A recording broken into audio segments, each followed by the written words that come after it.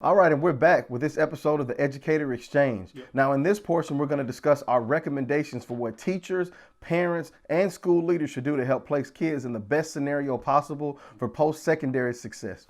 All right, so I'm gonna start off with two recommendations.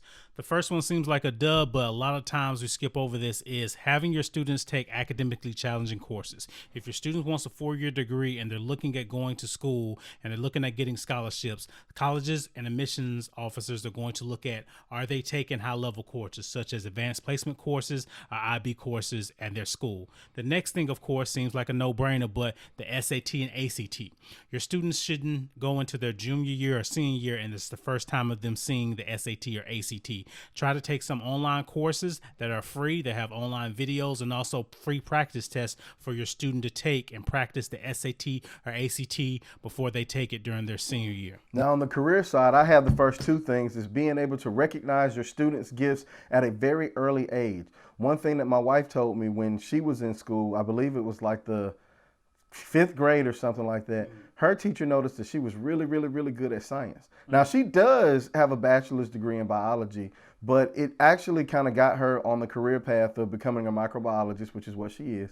And she had to get a certification to be able to do that. And so just being able to see as a teacher and as a parent, what is my student good at, and being able to put them on that trajectory. The second thing is, once I figure out what their gifts are, is exposing my child to those types of jobs based on their gifts. And that's literally taking them around the job, not a fancy internship, not putting them in a situation where they can learn about the job, even though that's also preferred, but literally taking them around the job to see if they mesh well with it. All right.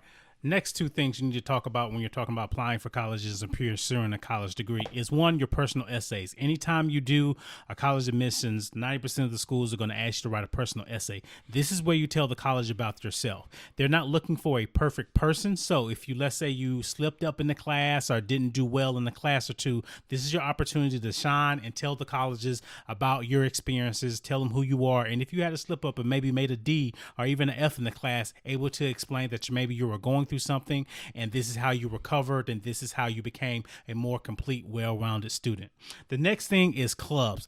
Do not skimp out on clubs and sports activities. Colleges just not want just a student that has a high SAT and a high GPA. Are those major factors? Yes, but they want a well-rounded student that shows leadership.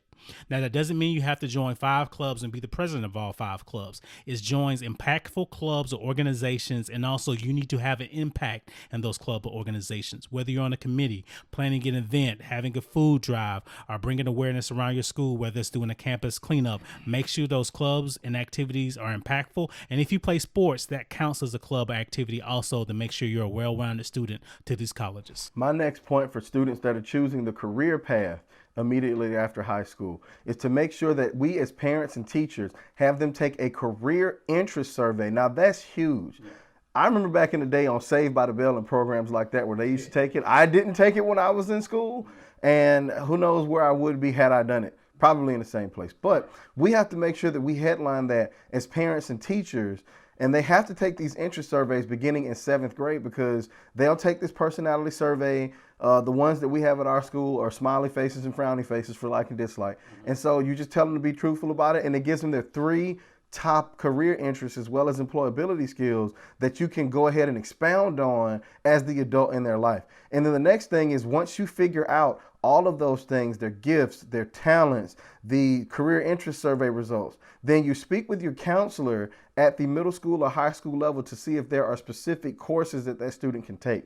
At the high school level, they have CTAE courses, all right? That stands for Career Technical Agricultural and Educational courses that they can take at the school that have pathways. Typically, they'll take one course, which is an intro course, then a second level course, which gives more information than the intro, and then they'll take a third course, which is the finale. Once they take those, and they'll take end of pathway exams that figure out if the student learned anything in the course. And a lot of those courses actually end in some type of certification as well.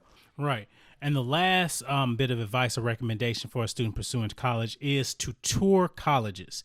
Let's say you can't get to the college that you want to tour, still tour colleges around your area. A college tour is free and also let your student know what type of fit they want. What do I mean by fit? Does a student want to go to a large university like a University of Georgia that has 30,000 students? Do they want to go to a university that's out in the country and quiet and secluded? Or maybe do they want to go to a university in a city? Do they want to go to a small private university with 3,000 or 4,000 students and it's a little bit more of a one-on-one community feeling fit?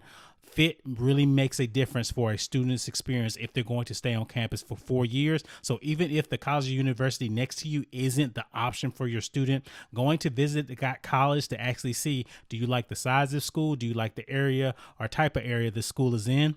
And also get a chance for them to walk around the building, see other college students. It gets them excited about school. It gets them excited about the opportunity to leave home and go pursue a college degree. And then the last one I have is ask questions, repeat, and continue to provide opportunities as your student grows. So if you see that your student is growing within the CTAE course that you placed them in, if you see that they're liking it more and more, then try to figure out bigger opportunities to get closer to that real life experience that they're going to need, because the ultimate goal is by the time they graduate and walk across that stage, it is our job as adults in their lives, as those that have been through the experiences that they have yet to see, it is our responsibility to make sure that when they get that college diploma, they are in the absolute best and most responsible place they can be in to be a successful adult inside of our current culture.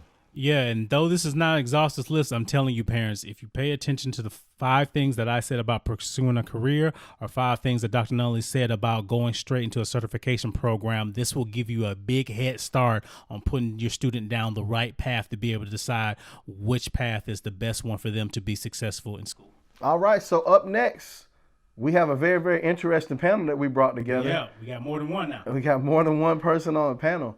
And they're going to be the tiebreakers between Dr. Williams and our debate. So we'll be right back. Yeah. Thank you so much for watching the Educator Exchange. Now, if you like what you saw today, please feel free to hit that like button below, subscribe to our channel, and share with your friends. Please comment below, and we'll catch you on the next one.